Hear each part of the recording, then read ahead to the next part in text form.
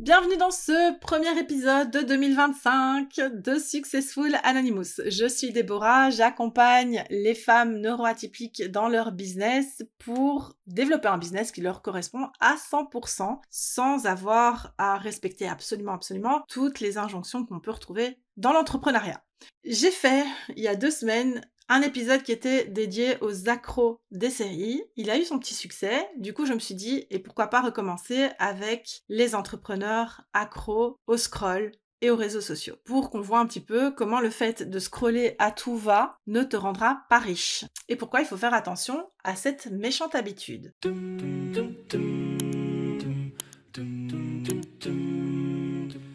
Est-ce que tu es du genre à te lever avec ton téléphone déjà greffé à la main chaque matin? Tu scrolles sur Insta avant même d'avoir bu ton café? Tes notifications, elles sont activées? Et ton pouce est là en train de swiper, liker, aller vers la gauche, vers la droite, vers le haut, ça scrolle, bref, une accro au réseau. C'est pas compliqué, tu te dis oui mais y a pas de mal, c'est juste 5 minutes. Seulement quand t'as dit ça, il était 7h, et à 8h30 ou à 9h, t'es toujours là. Tu comprends même pas comment ça se fait que de base t'étais venu répondre à tes commentaires, et là, à l'heure qu'il est, t'es en train de te demander comment tu vas faire pour réaliser cette recette qui a l'air absolument géniale et pour laquelle on a besoin que de 2 aliments. Bon, tout comme pour le temps qu'on passe à regarder des séries, tu t'imagines bien que le fait de scroller comme ça, encore plus quand on est entrepreneur, ça peut poser problème. C'est clairement du temps volé. Tu te voles du temps à toi-même pour ton travail. Si tu passes 1 heure à scroller par jour, et 1 heure, franchement, je veux pas parler, mais c'est certainement plus qu'1 heure. Ça veut dire que par semaine, t'as passé 7 heures à ne rien faire du tout. Donc en un mois, t'as passé 28 heures. Oui, ça je sais le faire comme calcul. 28 heures dans le vent à ne rien faire. Je ne veux pas te culpabiliser en te disant ça, je veux susciter une prise de conscience que, waouh, 28 heures, vraiment, qu'est-ce que j'ai fait? En plus, au-delà de te voler du temps à toi-même, on peut bien imaginer que si t'es sur les réseaux comme ça, il y a un fort risque que tu te retrouves en train de te comparer. Et cette comparaison-là, malheureusement, elle est bien souvent toxique parce que tu vas voir des business qui fonctionnent, qui cartonnent, qui ceci, qui cela, tu vas te comparer à ces personnes-là, alors que tu ne peux pas te comparer à ces personnes-là parce qu'elles sont à un autre niveau dans leur activité, peut-être qu'elles ont des personnes, une équipe derrière elles, etc. Donc t'es là en fait juste à passer du temps à te faire du mal. Tu en ressortiras très probablement démotivé, donc c'est pas top. Tu vas aussi avoir un faux semblant de productivité, comme par exemple si t'es sur LinkedIn en train de scroller et de lire tout, tu vas dire ouais mais en fait je suis en train d'engager, je me fais connaître, on a besoin d'échanger, de se faire voir, etc. Donc c'est hyper important. Oui, d'accord, mais pas pendant autant de temps. Ça, c'est pas, voilà, c'est pas viable. Ou encore, oui, mais j'apprends en étant présente sur ces réseaux-là, etc. De nouveau, je pense que t'es mieux de te focus sur une formation, par exemple, pour apprendre tout ce que tu as à apprendre sur tel ou tel réseau, plutôt que de scroller comme ça, parce que je pense pas que ce soit une réalité. D'ailleurs, j'en profite pour te rappeler aussi que si tu veux te lancer sur LinkedIn ou améliorer ta présence sur LinkedIn, il y a le playbook Social Selling LinkedIn qui est accessible sous cet épisode. Dedans, tu as un roadmap, des explications, des exemples de publications qui fonctionnent et aussi un défi de 5 jours à relever pour être plus présente sur LinkedIn et pour commencer à prendre la parole en toute sérénité. Donc, n'hésite pas à aller checker tout ça. Ça, c'est parce qu'on parlait de LinkedIn, ça m'est venu en tête, donc je vais mettre le lien sous cet épisode. Et donc, tout comme pour les séries, on se cherche des excuses du style je viens de le dire, hein, oui mais je dois être visible sur les réseaux sociaux, c'est comme ça que ça fonctionne, ou c'est pour mon business, il faut absolument que je sois présente, etc.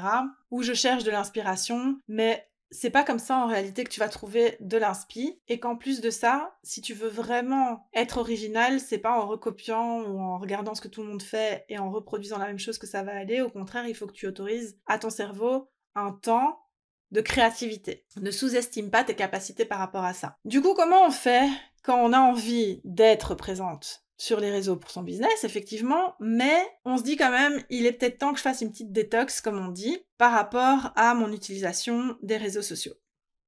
Eh ben, comme pour les séries, en fait, ça va commencer déjà par l'acceptation et le fait de se dire que, ah ouais, en effet, je pensais pas passer autant de temps sur les réseaux. Donc, regarde par rapport aux réseaux sociaux, le temps que tu dépenses dans leur utilisation, et pour ça il y a des applications d'ailleurs, et ensuite Fixe-toi des moments où tu t'autorises à aller sur les réseaux, sur quel réseau, etc. Donc soit tu arrives à être discipliné et tu le fais pour toi-même, et donc c'est très bien. Soit tu n'y arrives pas, et donc tu peux installer des temps d'écran sur ton téléphone, ce qui va te bloquer quand tu auras dépassé le temps, finalement. Et tu n'auras plus accès aux applications. Donc ça, c'est aussi un moyen qui est vraiment pas mal. Autre chose à faire, la base de toutes les bases, moi j'en ai aucune, je déteste ça parce que je déteste voir des petites pastilles rouges, ça me donne envie de les ouvrir et donc ça me perturbe, c'est d'enlever les notifications. Vraiment, enlève les notifications de ton téléphone, ça va te changer la vie. Quand t'es pas sollicité et sursollicité comme ça, surtout par les notifications qui apparaissent en bannière ou en pop-up ou autre, là, ça franchement c'est pas possible.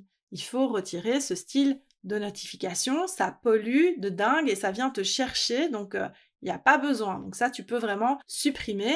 Du coup, tu iras sur les réseaux au moment où toi, tu décides d'aller sur les réseaux, pas quand les réseaux t'appellent. En plus, ils t'appellent pour n'importe quoi, donc autant éviter. Autre question à se poser, toujours le même style de question, mais est-ce que ça me sert en fait? Est-ce que là, c'est utile pour ce que je suis prétendument venue faire ici? Est-ce que c'est utile que je reste 5 heures à scroller comme ça? Est-ce que c'est utile que j'aille répondre à tout le monde de cette manière-là? Est-ce que c'est utile que j'interagisse avec toutes les stories, par exemple, que je vois sur Insta, etc. Ou est-ce que je le fais de façon précise, ciblée et stratégique? Pose-toi la question. Ensuite, la meilleure chose, c'est de remplacer tout ce temps-là, parce que si tu fais déjà ça, si tu enlèves tes notifications, si tu y vas à certains moments, on va dire une demi-heure le matin, une demi-heure le soir, si tu programmes aussi tes publications, etc., histoire de pas devoir être dans l'application, si tu fais tout ça, et que tu limites donc drastiquement ton temps d'écran. Et en plus, si tu limites ton temps consacré aux séries, ça je te renvoie vers l'épisode 99, mais admettons que tu arrives à mettre tout ça en place, tu vas avoir beaucoup de temps devant toi, donc qu'est-ce que tu peux faire pour remplacer ce temps d'écran? Bon, par exemple, comme on parle des réseaux sociaux, tu vas pouvoir créer ton propre contenu, tu vas pouvoir brainstormer sur les sujets que tu as envie d'aborder, tu vas pouvoir rédiger tes emails, que ce soit des emails de vente ou pas, tu vas pouvoir penser à tes nouvelles offres, tes prochaines offres, bref, en fait, tu vas pouvoir vraiment avancer sur d'autres aspects de ton business qui sont absolument importants, où tu es indispensable et où tu seras beaucoup plus utile que en train de scroller sur les réseaux. Ce qui est génial, c'est que tu reprends le contrôle de ta consommation sur les réseaux, que tu deviens beaucoup plus responsable aussi par rapport à ça. Et donc, du coup, tu récupères du temps pour ce qui compte vraiment, aussi bien professionnellement que personnellement. Tu récupères une santé mentale digne de ce nom, sans la pression constante des réseaux, sans la comparaison nocive à laquelle on peut être sujette quand on passe son temps sur les réseaux, etc. Du coup, quand tu vas être sur les réseaux, ça va être beaucoup plus impactant aussi, parce qu'on va pas te voir pour un oui et pour un non. En train de poster toutes les 3 secondes ce que tu es en train de faire, ça c'est pas très intéressant en fait. On va te retrouver pour des choses beaucoup plus significatives, beaucoup plus importantes, qui vont mieux servir aussi tes objectifs, et qui vont être plus intéressantes pour ton audience aussi. Au final, c'est pas compliqué, moins de stress et plus de résultats, donc c'est génial. Il faut vraiment essayer de supprimer au maximum ces mauvaises habitudes que tu as peut-être prises au fil du temps. Et peut-être même que tu t'en rends même pas compte, hein. Donc en réalité, j'espère que cet épisode, il fera son petit effet et il te permettra de te rendre compte que là, il est peut-être temps d'arranger 2-3 trucs. Donc vraiment, il s'agira, et ce sera le mot de la fin, de prendre les réseaux sociaux pour ce qu'ils sont, c'est-à-dire des outils très puissants, certes, mais qui sont des outils. Donc c'est toi qui vas les utiliser pour servir ton business. Comme ça, si tu arrives à faire ça, t'évites que ces outils se transforment en pièges dont tu deviens esclave, dont ta santé mentale subit les conséquences. Et du coup, tu peux apprendre à recommencer à tirer avantage des réseaux sociaux et te détacher en fait de tout ce qui est mauvais par rapport à leur utilisation. En gros, c'est toi qui commandes, c'est pas ton feed, c'est pas les gens qui viennent sur ton feed, c'est pas les gens qui s'imposent à toi à travers ton feed. D'ailleurs, petite parenthèse, avant de terminer, mais tu peux aussi voir, quand on parle de ce qui te sert, de ce qui est utile pour toi, etc., regarde aussi les contenus qui te font du bien versus les contenus qui te font te sentir mal, etc. N'hésite pas à te désabonner des comptes qui ne t'élèvent pas, en fait. Donc ça, c'est vraiment important de te dire que c'est que un bouton, suivre, ne plus suivre. Il n'y a pas mort d'homme et il n'y a aucun mal à favoriser et privilégier les comptes qui sont vraiment bénéfiques pour toi. Donc voilà le mot de la fin pour ce premier épisode de 2025. J'espère que je vais encore pouvoir réaliser plein d'autres épisodes. C'est trop chouette, j'aime trop, je suis trop contente d'avoir repris le podcast. Donc si toi aussi ça t'a plu et si t'as envie de soutenir Successful Anonymous, n'hésite pas à me laisser 5 étoiles sur Apple Podcast ainsi qu'un petit commentaire. D'ailleurs, tu peux me suggérer des thématiques que tu as envie que j'aborde. N'hésite pas, ça me fera plaisir. Et ça m'aidera d'ailleurs à gagner du temps dans ma créa de contenu plutôt que de réfléchir et me dire de quoi je vais leur parler cette semaine, même si je finis toujours par trouver. Mais voilà, n'hésite pas à me faire savoir ce qui te plairait. Ce que tu as retenu aussi de cet épisode, est-ce que ça tu peux aussi m'en parler sur YouTube si tu passes par YouTube, mais me dire si tu t'es reconnu dans ce comportement-là et comment tu fais toi pour gérer ton addiction au réseau. Merci 1000 fois d'avoir été présente, je te dis à la semaine prochaine et d'ici là, prends soin de toi, bye. من كل داء خلقت دواء من لي غيرك ربي يشفيني يا مولاي